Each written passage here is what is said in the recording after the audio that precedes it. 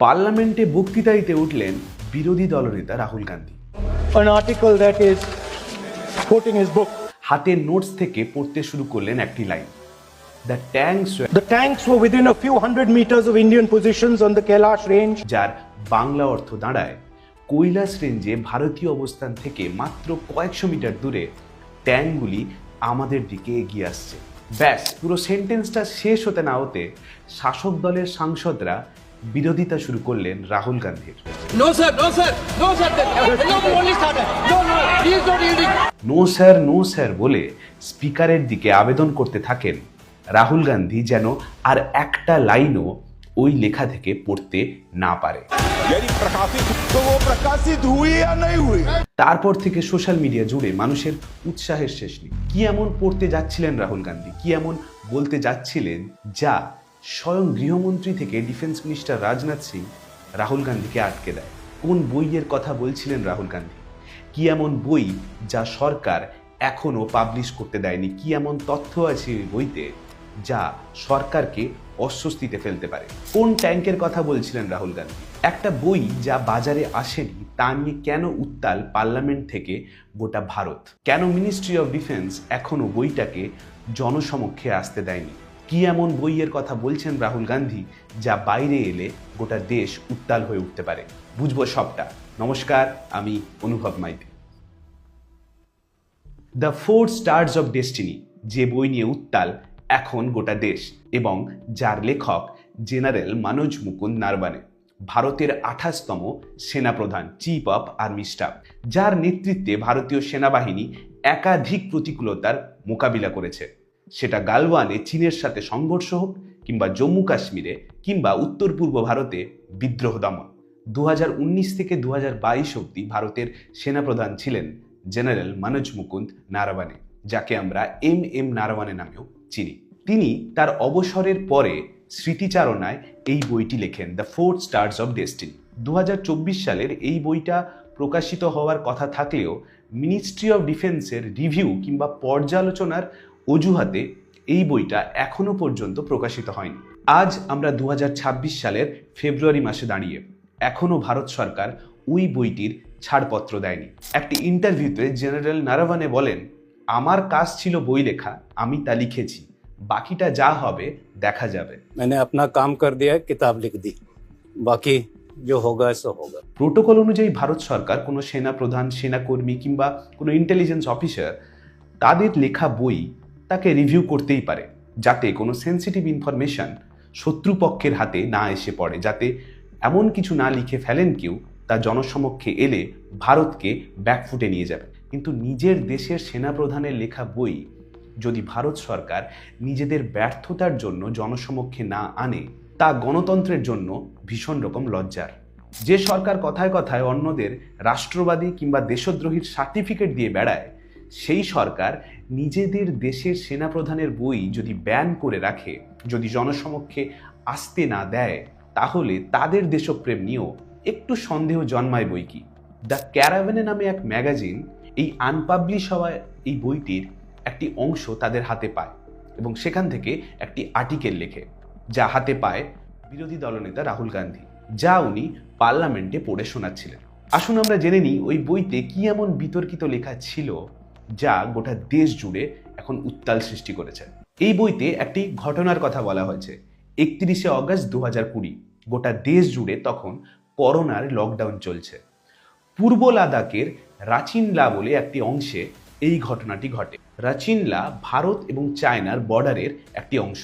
রাত 8:15 সময় নর্দার্ন কমান্ডের লেফটেন্যান্ট জেনারেল যোগেশ যোশী জানতে পারেন যে চাইনিজ আর্মিরা তাদের সৈন্য সমেত 4টি ট্যাঙ্ক নিয়ে ভারতের দিকে আসছেন, রাচিনলার দিকে আসছেন। 8:15 থেকে 8:30-এর মধ্যে উনি ফোন করে জেনারেল নারাভানেকে জানান যে 4টি ট্যাঙ্ক ভারতের দিকে এগিয়ে আসছে এবং ওরা আমাদের থেকে প্রায় কয়েকশো মিটার মাত্র দূরে। এরপরে ভারতীয় সেনারা একটি ইলুমিনেটিং রে ওই চায়নার আর্মি এবং ট্যাঙ্কের দিকে দেখাতে থাকে। ইলুমিনেটিং রে এমন একটা ওয়ার্নিং শট যে আলো দেখিয়ে বোঝানো হয় যে আপনারা অন্য দেশের সীমান্তর কাছাকাছি পৌঁছে গেছেন, এরপরে আর এগাবেন না, এরপরে শত্রু দেশ কিংবা পার্শ্ববর্তী দেশের কিন্তু বর্ডার আছে।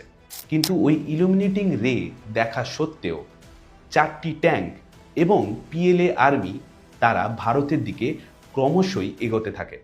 8:30 জেনারেল এম নারাওয়ানে তখন ফোন করেন ডিফেন্স মিনিস্টার রাজনাথ সিংকে, ফোন করেন ন্যাশনাল সিকিউরিটি অ্যাডভাইজার অজিত দোভালকে, ফোন করেন বিদেশ মন্ত্রী এস জয়শঙ্করকে, ফোন করেন তৎকালীন chief of defence staff Bipin রাওয়াতকে। 9:10 প্রায় 40 মিনিট পরে আবার জেনারেল নারাওয়ানের কাছে ফোন আসে যে চাইনিজ আর্মিরা মাত্র আর 1 কিলোমিটার দূরে আমাদের থেকে অবস্থান করছে এবং ওনারা আস্তে আস্তে ক্রমশই আমাদের দিকে এগোতে আছে। 9:25 সেনাপ্রধান আবার ডিফেন্স মিনিস্টার রাজনাথ সিংকে ফোন করেন এবং এইখানে জেনারেল নারাওয়ানে তার বইতে যা লিখছেন তা একটু controversial. There was no clear instruction, অর্থাৎ ওপর থেকে তখনও কোনো রকম স্পষ্ট নির্দেশ সেনাপ্রধানের কাছে আসেনি।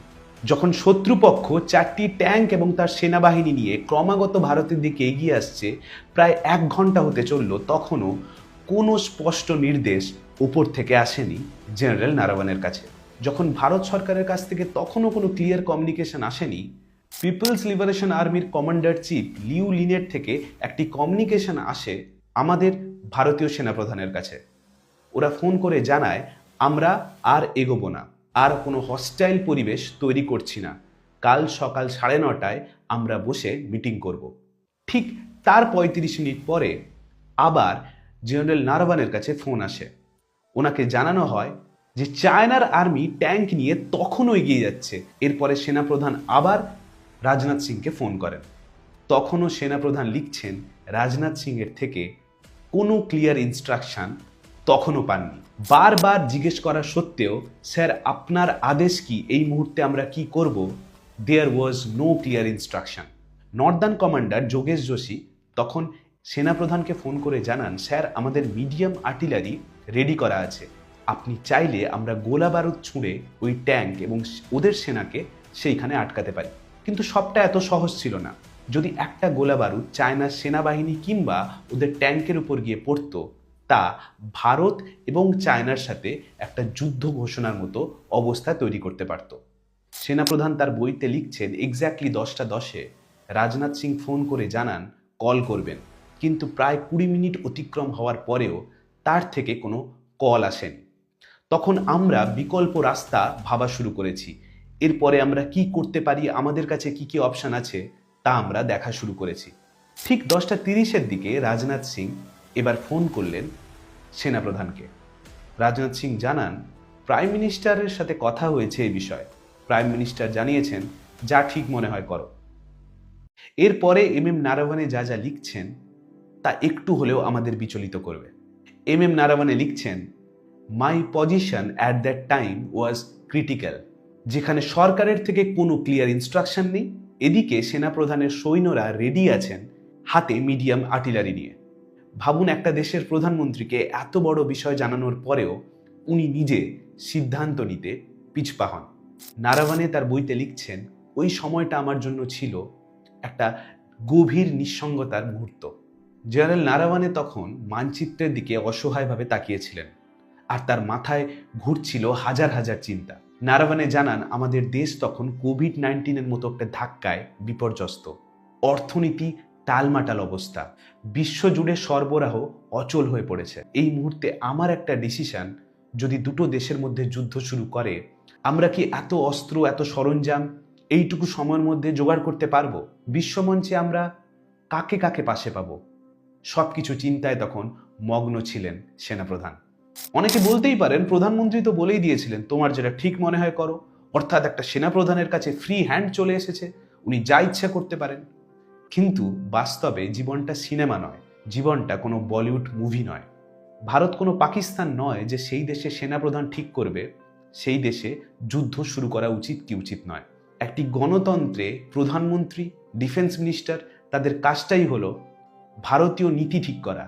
কখন ভারত অন্য দেশের সাথে যুদ্ধ করবে, কখন করবে না, তার পুরো সিদ্ধান্তটাই দেশের প্রধানমন্ত্রীর নেওয়া উচিত, কোনো সেনাপ্রধানের নয়।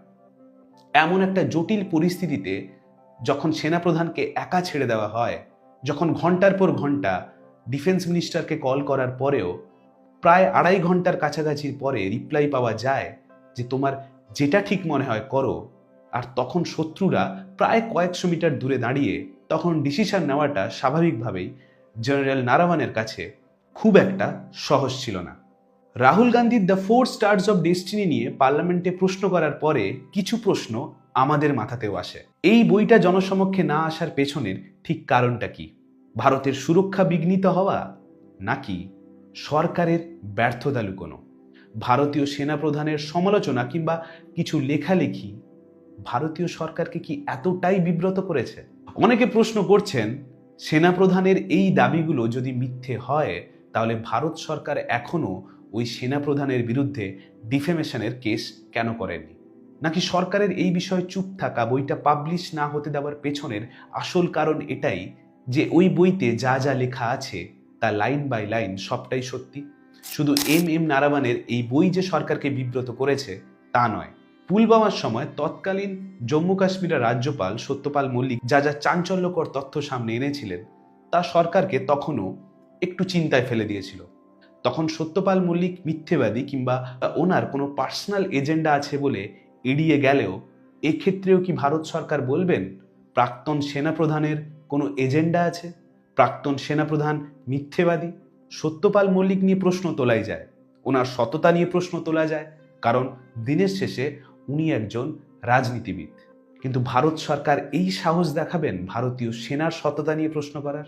আর যদি কেউ আমাদের দেশের সেনাপ্রধানের সততা, তার দেশ প্রতি ভালোবাসা, দেশপ্রেম নিয়ে প্রশ্ন তোলেন, তার লেখা বইয়ের সত্যতা নিয়ে প্রশ্ন তোলেন, তাহলে কে দেশপ্রেম আর কে দেশদ্রোহী তা বোঝার সময় আমাদের চলে এসছে।